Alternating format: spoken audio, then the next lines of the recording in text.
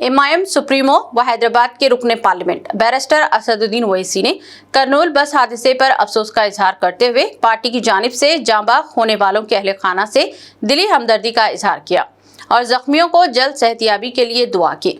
उन्होंने नमाज जुमा शेखपेट में अदा की और इसके बाद मीडिया से खिताब करते हुए मुतासरा खानदानों से ताज़ियत पेश की।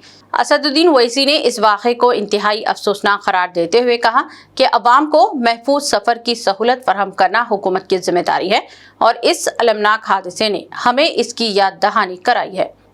करनूल में बेंगलुरु से जो बस आ रही थी, एक दर्दनाक हादसा हुआ जिसमें बस जल गई और उसमें कई 15-16 लोगों की मौत भी हुई है। तो मैं बड़ी गमगीन बात है, तकलीफ़देह बात है। मैं अपनी जानिब से, अपनी पार्टी की जानिब से हम तमाम जो लोग जिनका इंतकाल हुआ, जिनकी मौत हुई, ज़ख्मी हैं, उनके साथ हम दुआ करते हैं कि जो ज़ख्मी हैं जल्द से जल्द सेहतयाब हों और अपने घर वापस जाए। तेलंगाना के वजीर ट्रांसपोर्ट पूनम प्रभाकर ने करनूल में बस में लगने वाली आग के वाक़े पर अफसोस का इजहार किया है और उन्होंने मरने वालों के लौहिकीन से इजहार ताज़ियत किया है और हुकूमत तेलंगाना की जानिब से महलूकीन के अफराद खानदान को फीकस 5 लाख रुपये एक्स ग्रेशिया का भी ऐलान किया गया है।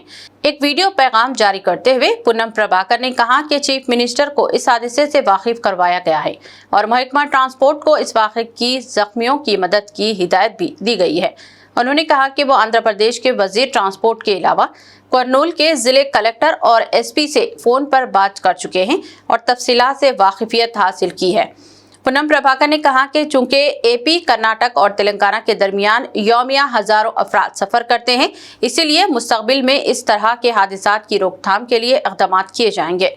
उन्होंने कहा कि जो बस हादसे का शिकार हुई है वो तेलंगाना में रजिस्टर्ड नहीं थी बल्कि उड़ीसा में रजिस्टर्ड थी।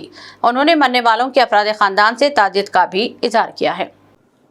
కర్నూలులో జరిగినటువంటి బస్ సంఘటన దురదృష్టకర సంఘటన, చాలా బాధ కలిగింది. ఉదయాన్నే మృతులందరికీ సంతాపాన్ని తెలియజేస్తా ఉన్నాం. తెలంగాణ ప్రభుత్వం పక్షాన గౌరవ ముఖ్యమంత్రి గారు కూడా ఈ అంశం పట్ల వివరాలు తెలుసుకోవడం జరిగింది.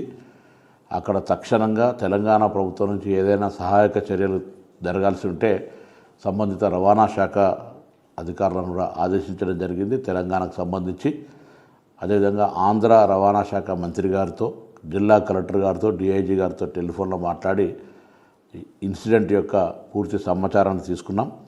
ఇవి ఒక దురదృష్టకర సంఘటన.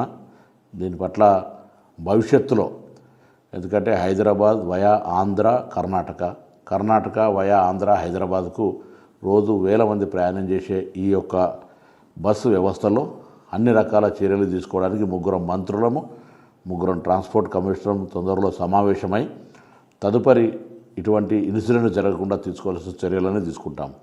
ఉదాహరణకు తిరుపతిలో ఘాట్ రోడ్ ఎక్కేప్పుడు ఎంత సమయం తీసుకుంటుంది, దిగేప్పుడు ఎంత సమయం తీసుకుంటుందో ఎంట్రీ ఎగ్జిట్లో రికార్డ్ చేస్తారు.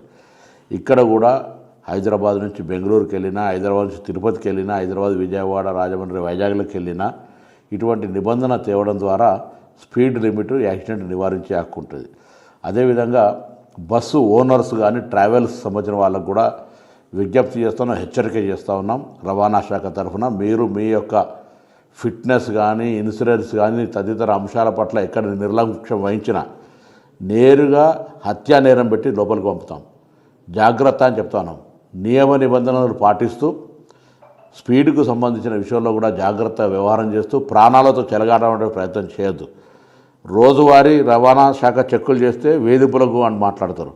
ఇవాళ ఇటువంటి సంఘటనలు జరిగినప్పుడు వాటికి సంబంధించినటువంటి క్లారిఫికేషన్ దొరికే పరిస్థితి ఉండదు. ఇలా ఏది ఏమైనా బస్సు ఒడిశాలో రిజిస్ట్రేషన్ అయింది, హైదరాబాద్ నుంచి బెంగళూరుకి వెళ్తూ ఉంది. అర్ధరాత్రి మోటార్ సైకిల్ బస్ కిందకి వచ్చి ప్రమాదం జరిగింది. ఏదైనా కారణాలు కావచ్చు. తప్పకుండా వీటి పట్ల సంబంధిత గౌరవ ఆంధ్ర మంత్రి, కర్ణాటక మంత్రి, నేను తప్పకుండా దీన్ని కూర్చొని ఏం చేయాలనే ఆలోచన కొద్దీ భవిష్యత్తులో సంఘటన జరగకుండా చర్యలు తీసుకుంటాం. మృతులకు మా సానుభూతి. తప్పకుండా ఎటువంటి పునరావాస చర్యలు, అక్కడ అన్ని చర్యలకు సంబంధించి తెలంగాణ ప్రభుత్వం తరఫున ఆంధ్ర ప్రభుత్వానికి పూర్తిగా సపోర్టివ్గా ఉంటుంది. ప్రమాదం నుంచి బయటపడ్డ వాళ్ళందరికీ కూడా ఇప్పటికే ప్రాథమిక సమాచారంలో అన్ని రకాల చికిత్స, దాని తదుపరి అన్ని చర్యలు తీసుకుంటూ ఉన్నారు. కాబట్టి మరొకసారి తెలంగాణ ప్రభుత్వం తరఫున ఈ సంఘటన పట్ల దిగ్భ్రాంతిని వ్యక్తం చేస్తూ మృతులకు